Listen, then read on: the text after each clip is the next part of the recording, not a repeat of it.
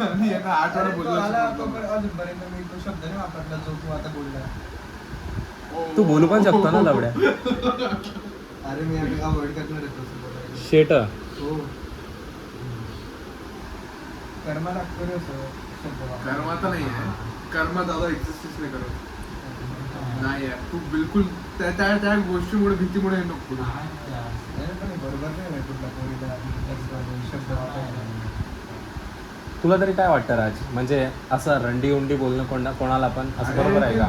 ते बोलायचं बरोबर नाही आहे, पण तू एखाद्या बोलशील तर आपल्या मेंटॅलिटी सगळ्यांबद्दल तशी होते. आणि सगळ्याच मुली तशा नाही आहे. येणं चुना असणार काय ना काही चांगले आहे. तुझे काय मत आहेत सँडी? नाही असं असतील पाहिजे. हम्म? असतील मला आहेत रे, आहेत. नाही म्हणत आहे की नसतीलच कोणी. असतीलच. पण मला असं वाटतं maybe I can wrong, I may be wrong. मग तुला काय वाटतं राज की पोरींना कसं जज केलं पाहिजे? जज कोण करावं? अरे कसं बोललं पाहिजे याचा पॉइंट ऑफ व्ह्यू घेतला पाहिजे ना.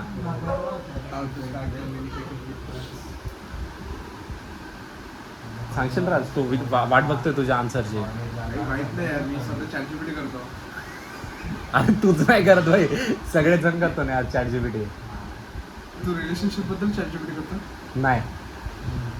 अरे बोलायचं काय म्हणजे असं रॅन्डम पोरी सोबत. चॅटजीपीटी अरे आपण दादरला जाऊ. कधी?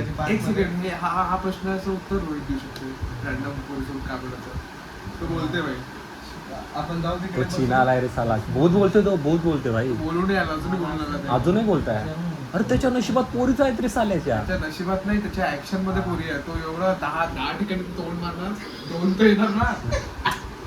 अरे मी चुकीचं नाही बोलतो आणि त्याला गलत पण नाही बोलतो, पण ते बरोबर आहे. तोड मारणं तुला सा अरे ठीक आहे, तो शब्द तसा निघत असेल. राड शब्द होता तो.